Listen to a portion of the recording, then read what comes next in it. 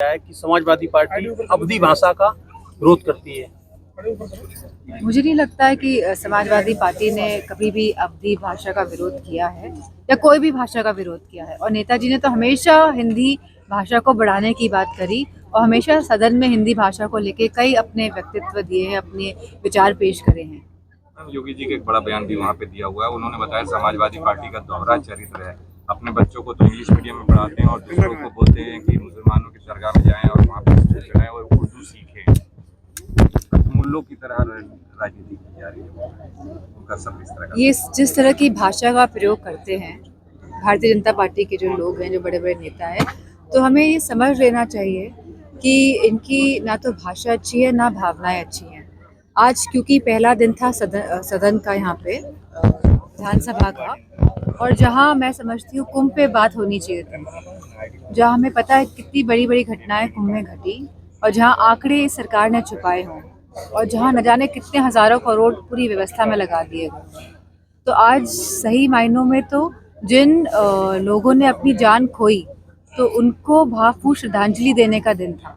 और जिस तरह की भाषा ये बोल रहे हैं, ये साफ दर्शाता है कि कहीं ना कहीं अपनी कमियों को छुपाने के लिए इस तरह की भाषा का प्रयोग किया जा रहा है। मैडम, कुंभ की बड़ी घटना के बाद दिल्ली में भी रेलवे स्टेशन और बगल में कई लोगों की जान गई है। क्या लगता है कि बीजेपी सरकार या केंद्र सरकार क्या व्यवस्थाओं में चूक रही है लोगों क्योंकि कहीं ना कहीं केंद्र की सरकार भी ट्रेनें चला रही थी, तो जिस तरह ट्रेनें चलाई गई तो मैं समझती हूँ जहाँ आप कह रहे हैं कि 60 करोड़ लोग कुंभ में जाएंगे, जहाँ आप समझ रहे हैं कि देश की आबादी लगातार बढ़ती जा रही है, जहाँ 60 करोड़ लोग का अनुमान था कि कुंभ में जाएंगे और जहाँ ट्रेनों की संख्या बढ़ाई गई, तो व्यवस्थाएं भी बढ़ानी चाहिए थी उसी हिसाब से। और अगर ये व्यवस्थाएं बढ़ाते तो इस तरह की त्रासदी नहीं होती, इस तरह की त्रासदी से बचा जा सकता था। सेकंड टर्न में उन्होंने कहा था कि रेलवे का कायाकल्प किया जाएगा। क्या लगता है ऐसे हादसाओं को देख के क्या लगता है कि किस तरह का कायाकल्प हुआ है? मैनेजमेंट को लेके किस तरह का देख लिया? नहीं, करने को तो बहुत कर सकते हैं, ऐसा नहीं है कि भारत में रिसोर्सेज नहीं है, कि कोई कमी है हमारे पास, लेकिन सही मंशा और एग्जीक्यूशन, जिस तरह से काम होना चाहिए, जिस तरह से समाजवादी पार्टी की सरकार में काम हुआ है, गांव-गांव तक सड़कों का काम किया है, जहां हमारी स्वास्थ्य व्यवस्थाओं को सुधारने का काम किया है, जहां एम्बुलेंस चलाई, जहां डायल 100 चलाया, जहां 1090 जैसी महिलाओं के लिए हेल्पलाइन दी, जहां स्वास्थ्य सेवाओं को उच्चतम करने की कोशिश की गई है।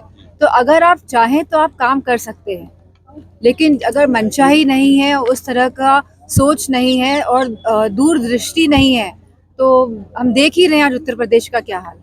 कांग्रेस नेता उदित राज हैं, उन्होंने मायावती को लेकर बड़ा बयान दिया। उन्होंने कहा है मायावती का बीजेपीकरण हो गया है, वो बीजेपी की तरह काम कर रही है। इसको किस तरह से आप अपने हमें बूथ मजबूत करने हैं और ग्राउंड में काम करना है, और जहां हम लोगों से संपर्क लगातार बनाकर अपने बूथ का लगातार हिसाब किताब रख के, मैं समझती नहीं हूँ फिर इस तरह की भाषा प्रयोग करनी पड़ेगी किसी को।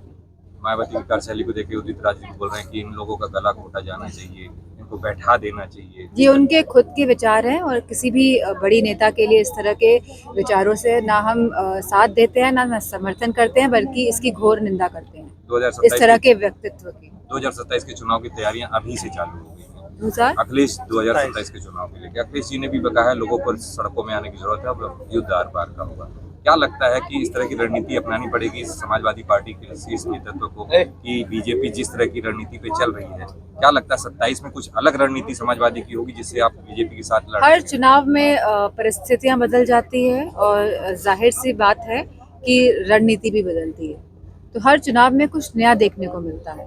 केंद्र सरकार ने चुनाव आयोग का गठन कर दिया, चुनाव आयोग घोषित कर दिया, आयोग को अध्यक्ष। चुनाव आयोग नया हुआ है, जबकि उससे पहले चीफ जस्टिस को बाहर किया गया था उसमें, जिसका विरोध सब तमाम पार्टियां कर रही हैं। सबने विरोध किया क्योंकि जहां पे एक तरफ होम मिनिस्टर होंगे, एक तरफ खुद प्रधानमंत्री होंगे और जहां एक तरफ ऑपोजिशन का एक लीडर होगा, तो अगर आप मैच खेलेंगे तो आप पहले से अपने आप को आगे रख रहे हैं, तो अगर 3 लोगों का मैच है तो 2 लोग तो एक पक्ष के हैं।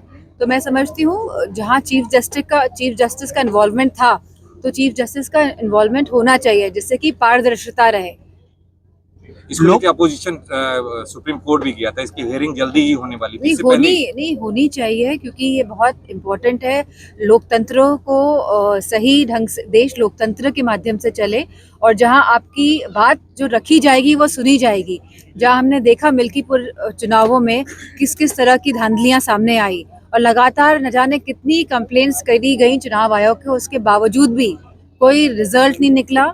ना उस समय कार्रवाई हुई, ना बाद में कोई कार्रवाई होती है। तो अगर देश में निष्पक्ष चुनाव चाहिए, जो 3 मेंबर की जो कमेटी होती है, तो इसमें बहुत महत्वपूर्ण है कि एक विपक्ष का नेता, एक पक्ष का नेता, और तीसरे नंबर में चीफ जस्टिस ऑफ इंडिया होने चाहिए। योगी सरकार कह रही है, योगी जी कह रहे हैं, आज उन्होंने सदन में कहा है कि समाजवादी कोई भी विकास कार्य करें, उसका समाजवादी केवल काम है विरोध करना। सदन में यही हंगामा करते हैं, दिल्ली के सदन हो, ये लखनऊ नहीं, तो क्या विकास कार्य हुआ है? क्या आज हमारे युवाओं के पास रोजगार है? क्या आज उत्तर प्रदेश में महिलाएं सुरक्षित हैं? आंकड़े देखिए। क्या ओबीसी और SC ST के खिलाफ लगातार जो हमारे पास आंकड़े हैं, क्या बढ़ नहीं रहे हैं? क्या अत्याचार के मामले बढ़ नहीं रहे हैं? क्या स्वास्थ्य सेवाएं हैं? आप देखिए स्वास्थ्य सेवाओं का आज क्या हाल है।